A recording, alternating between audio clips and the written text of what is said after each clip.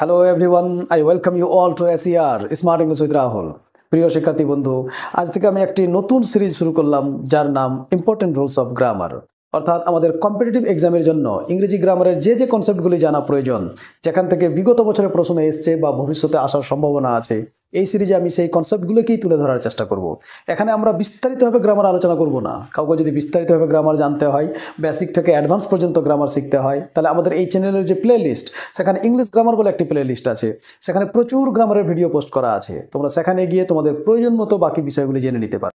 এই সিরিজের এক একটি ভিডিওতে আমি এক একটি কনসেপ্ট আলোচনা করার চেষ্টা করব এবং আমি চেষ্টা করব চ্যাপ্টার ওয়াইজ আলোচনা করার। অর্থাৎ প্রথমে আমরা নাউন নিয়ে আলোচনা করব।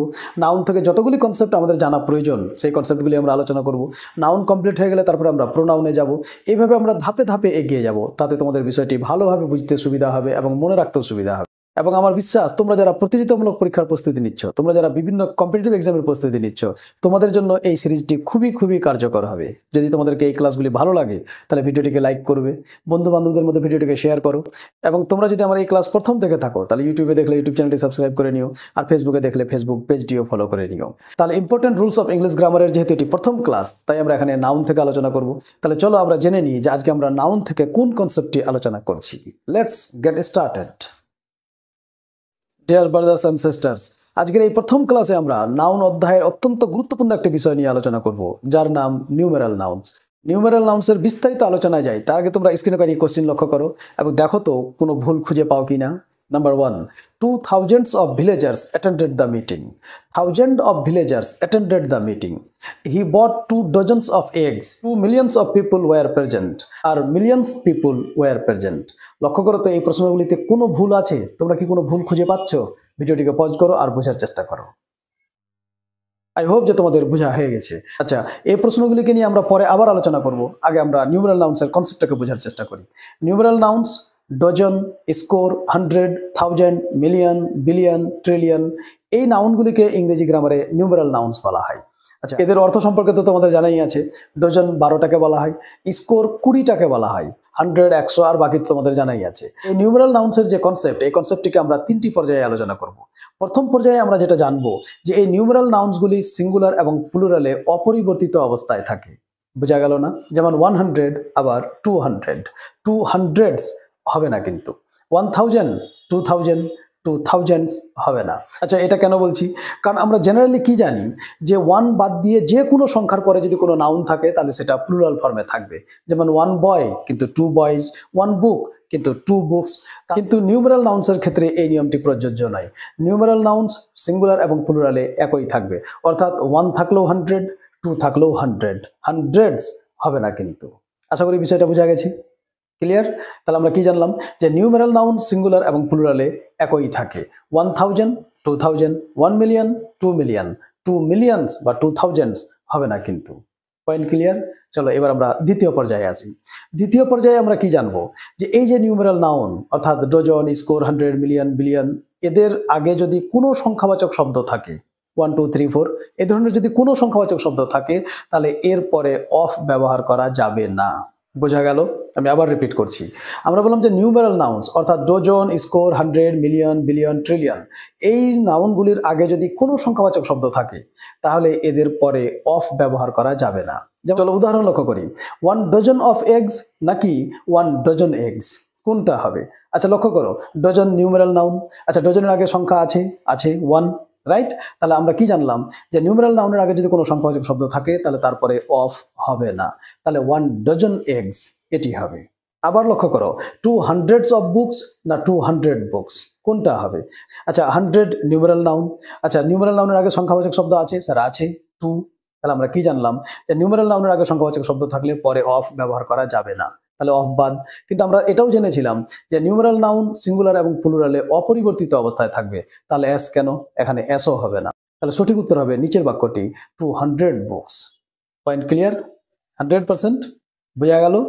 তাহলে চলো তৃতীয় পর্যায়ে, থার্ড স্টেপে আমরা জানবো যে এই নিউমেরাল নাউনের আগে যদি কোনো সংখ্যাবাচক শব্দ না থাকে, অর্থাৎ ডজন, স্কোর, 100, মিলিয়ন, বিলিয়ন, এদের আগে যদি কোনো সংখ্যাবাচক শব্দ না থাকে তাহলে এস যুক্ত করে এদেরকে তখন প্লুরাল করে দিতে হয় এবং এরপরে অবশ্যই অফ ব্যবহার করতে হয়। যেমন dozens of eggs, hundreds of people, thousands of books ইত্যাদি ইত্যাদি। তাহলে বোঝা গেল তৃতীয় পর্যায়ে আমরা কি বললাম, যে যদি নিউমেরাল নাউনের আগে কোনো সংখ্যাবাচক শব্দ না থাকে তাহলে এস যুক্ত করে এই নিউমেরাল নাউনগুলিকে প্লুরাল করে দিতে হয়, এবং ওই ক্ষেত্রে এর পরে অবশ্যই অফ ব্যবহার করতে হয়। তাহলে ডজনস অফ এগস, লক্ষ্য করো ডজনস এস যুক্ত হয়ে গেছে এবং তারপরে অফ ব্যবহার করা হয়েছে। I hope you got the point. বোঝা গেল 100%। তাহলে নিউমেরাল নাউন থেকে আরো সমস্যা হবে না আশা করি। চলো আমি একবার সামারি করে দিই। আমরা কি বললাম, যে dozen, score, 100, million, billion, trillion এদেরকে ইংরেজি গ্রামারে নিউমেরাল নাউন বলে। আমরা বললাম যে নিউমেরাল নাউন সিঙ্গুলার এবং প্লুরালে অপরিবর্তিত অবস্থায় থাকে, এদের প্লুরাল ফর্ম হয় না। তারপরে আমরা জানলাম যে নিউমেরাল নাউনের আগে যদি কোনো সংখ্যাবাচক শব্দ থাকে তাহলে তারপরে অফ ব্যবহার করা যাবে না। তারপরে আমরা জানলাম যে নিউমেরাল নাউনের আগে যদি কোনো সংখ্যাবাচক শব্দ না থাকে তাহলে এস যুক্ত করে এদেরকে প্লুরাল করে দিতে হয়, এবং ওই ক্ষেত্রে তারপরে অবশ্যই অফ ব্যবহার করতে হয়। বাস এই তিনটা স্টেপ তোমরা মনে রাখবে। তাহলে আশা করি এই নিউমেরাল নাউন থেকে কোনো প্রশ্ন আসলে তোমাদের আর কখনো ভুল হবে না, রাইট? তাহলে চলো আমরা এবারে আমাদের এই ক্লাসের প্রথম যে কোশ্চেনগুলি দেখেছিলাম সেই কোশ্চেনগুলিকে আবার দেখে নিই এবং দেখি তোমরা উত্তর বুঝতে পারছো কিনা। প্রথম কোশ্চেন কি ছিল, 2000s of villagers attended the meeting. আচ্ছা, এখানে 1000 নিউমেরাল নাউন। আচ্ছা, এর আগে সংখ্যাবাচক শব্দ টু আছে। তাহলে আমরা কি জেনেছিলাম যে নিউমেরাল নাউনের আগে সংখ্যাবাচক শব্দ থাকলে তারপরে অফ বসবে না, তাহলে অফ বাদ। কিন্তু এখনো বাক্যটি ভুল আছে। লক্ষ্য করো এখানে থাউজেন্ডস এস যুক্ত আছে, কিন্তু আমরা কি বলেছিলাম যে নিউমেরাল নাউন সিঙ্গুলার প্লুরালে অপরিবর্তিত অবস্থায় থাকে, অর্থাৎ এদের সঙ্গে এস যুক্ত করা যাবে না। তাহলে সঠিক উত্তর কি হবে, 2000 villagers attended the meeting. Point clear? Next question কি ছিল, 1000 of villagers attended the meeting, right? 1000 of villagers. আচ্ছা, 1000 নিউমেরাল নাউন, এর আগে কোনো সংখ্যাবাচক শব্দ আছে স্যার? নেই। আমরা কি বলেছিলাম যে নিউমেরাল নাউনের আগে যদি কোনো সংখ্যাবাচক শব্দ না থাকে তাহলে এদের সঙ্গে এস যুক্ত করতে হয় এবং এরপরে অফ ব্যবহার করতে হয়। এখানে অফ তো আছেই, তাহলে আমাদেরকে শুধু এখানে 1000 এর সঙ্গে এস যুক্ত করতে হবে। তাহলে সঠিক বাক্যটি হবে 1000s of villagers attended the meeting. Point clear? বোঝা যাচ্ছে? আচ্ছা, নেক্সট কোশ্চেন কি ছিল, হি বট 2 dozens of eggs. Sir dozen numeral noun. আচ্ছা, নিউমেরাল নাউনের আগে সংখ্যাবাচক শব্দ আছে স্যার? আছে 2। তাহলে আমরা কি জেনেছিলাম যে সংখ্যাবাচক শব্দ থাকলে তারপরে অফ ব্যবহার করা যাবে না, তাহলে অফ বাদ। আচ্ছা, আরো আমরা জেনেছিলাম যে ডজনস, এখানে এস যুক্ত আছে, এস যুক্ত করা যাবে না, তাহলে এস বাদ। তাহলে সঠিক উত্তর কি হবে, হি বট 2 dozen eggs. Clear? Next question, 2 millions people were present. আচ্ছা, মিলিয়ন নিউমেরাল নাউন, এর আগে সংখ্যাবাচক শব্দ আছে স্যার? 2 সংখ্যাবাচক শব্দ। আর আমরা কি জানি যে নিউমেরাল নাউন সবসময় সিঙ্গুলার হয়, এর প্লুরাল ফর্ম হয় না। এর প্লুরাল ফর্ম একমাত্র তখনই হবে যখন এর আগে কোনো সংখ্যাবাচক শব্দ থাকবে না। Point clear? তাহলে 2 মিলিয়নস কেন, 2 মিলিয়ন পিপুল ওয়ার প্রেজেন্ট, এটা সঠিক উত্তর হবে, রাইট? আচ্ছা, নেক্সট কোশ্চেন কি ছিল, মিলিয়নস পিপুল ওয়ার প্রেজেন্ট। আচ্ছা, মিলিয়ন নিউমেরাল নাউন, এর আগে কোনো সংখ্যাবাচক শব্দ আছে স্যার? নেই।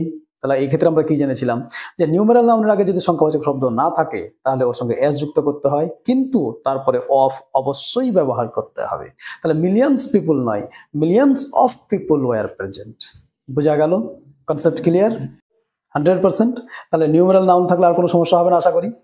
তাহলে চলো এবারে আমরা দেখে নিই যে আমাদের এই নিউমেরাল নাউন থেকে বিভিন্ন প্রতিযোগিতামূলক পরীক্ষায় কি ধরনের প্রশ্ন এসেছে বা কি ধরনের প্রশ্ন আসার সম্ভাবনা আছে। তোমরা স্ক্রিনে লক্ষ্য করো এবং বিষয়গুলিকে ভালোভাবে বোঝার চেষ্টা করো। লক্ষ্য করো স্ক্রিনে, according to some estimates there are 7000 types of plants. আচ্ছা, এখানে থাউজেন্ডস নিউমেরাল নাউন। আচ্ছা, এর আগে লক্ষ্য করো 7 সংখ্যাবাচক শব্দ আছে।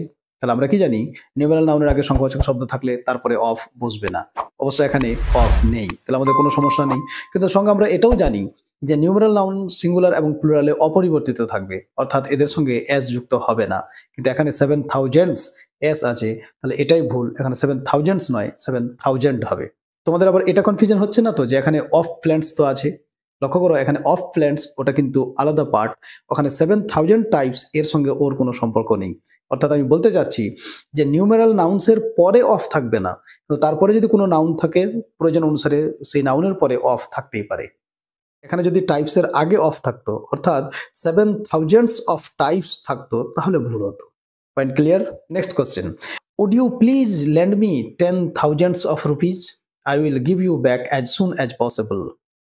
এই বাক্যটাতে ভুল কি আছে? চলো খোঁজার চেষ্টা করো। বোঝা যাচ্ছে কিছু ভুল খুঁজে পাচ্ছ? লক্ষ্য করো, থাউজেন্ডস নিউমেরাল নাউন। আচ্ছা, এর আগে 10 এটা সংখ্যাবাচক শব্দ, আর আমরা কি জানি যে নিউমেরাল নাউনের আগে সংখ্যাবাচক শব্দ থাকলে তারপরে অফ বসবে না, তাহলে এখানে অফ কেন? অফ বাদ। কিন্তু আমরা সঙ্গে এটাও জানি যে নিউমেরাল নাউন সিঙ্গুলার এবং প্লুরালে অপরিবর্তিত থাকবে, অর্থাৎ এদের সঙ্গে এস যুক্ত হবে না, তাহলে থাউজেন্ডস কেন? থাউজেন্ড হবে। হ্যাঁ, নিউমেরাল নাউনের সঙ্গে এস যুক্ত হতে পারে যদি ওর আগে কোনো সংখ্যাবাচক শব্দ না থাকে তখন, রাইট? তাহলে এখানে যেহেতু 10 আছে তাহলে 1000 হবে, তাহলে সঠিক উত্তর হবে 10,000 rupees. Clear? Next question, Rohan has bought 4 dozens eggs and a few pieces of pencil for his nephew. আচ্ছা, এখানে লক্ষ্য করো ডজন নিউমেরাল নাউন। আচ্ছা, এর আগে সংখ্যাবাচক শব্দ 4 আছে, রাইট?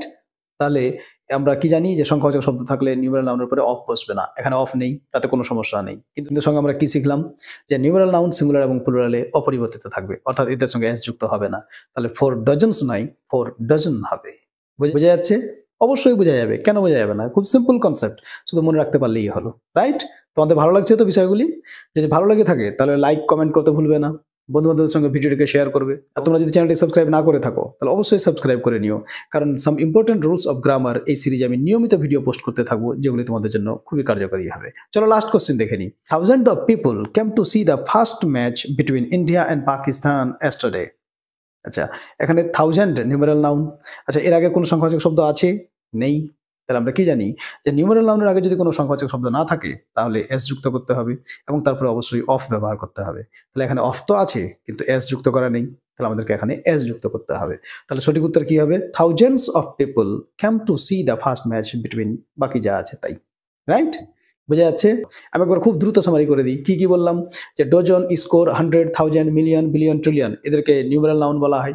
আমরা এদের সম্পর্কে 3টি পয়েন্ট মনে রাখবো। পয়েন্ট নাম্বার 1, যে এই নাউনগুলি সিঙ্গুলার এবং প্লুরালে অপরিবর্তিত থাকে। পয়েন্ট নাম্বার 2, এই নিউমেরাল নাউনের আগে যদি কোনো সংখ্যাবাচক শব্দ থাকে তাহলে এরপরে অফ বসবে না। পয়েন্ট নাম্বার 3, নিউমেরাল নাউনের আগে যদি কোনো সংখ্যাবাচক শব্দ না থাকে তাহলে এদের সঙ্গে এস যুক্ত করতে হবে এবং এরপরে অবশ্যই অফ ব্যবহার করতে হবে। বাস এই কয়েকটি কথা মনে রাখো, তাহলে নিউমেরাল নাউনে তোমাদের আর কখনো কোনো রকম সমস্যা হবে না, right? Yes. So my lovely brothers and sisters, এই ছিল ইম্পর্ট্যান্ট রুলস অফ গ্রামার সিরিজের প্রথম ক্লাস, যেখানে আমরা নিউমেরাল নাউন্স নিয়ে আলোচনা করলাম। আশা করি তোমাদেরকে বিষয়টি ভালো লেগেছে এবং তোমরা বিষয়টি বুঝতে পেরে। এই সিরিজের প্রতিটি ক্লাসে এই ধরনের এক একটি কনসেপ্ট নিয়ে আমি আলোচনা করব এবং তোমাদেরকে বিষয়টিকে ভালোভাবে বোঝানোর চেষ্টা করব। I hope you have enjoyed the class. তোমাদের যদি ক্লাসটি ভালো লেগে থাকে তাহলে লাইক বাটন দাও, ভিডিওটিকে বন্ধু বান্ধবদের মধ্যে শেয়ার করো এবং তোমরা যদি প্রথম আমার এই ক্লাস দেখে থাকো তাহলে ইউটিউবে দেখলে ইউটিউব চ্যানেলটিকে সাবস্ক্রাইব করে নিও আর ফেসবুকে দেখলে ফেসবুক পেজটিকেও ফলো করে নিও। So meet you soon in the next class of important rules of grammar. Till then be happy, take care of yourself, keep watching and keep learning English grammar. Happy learning.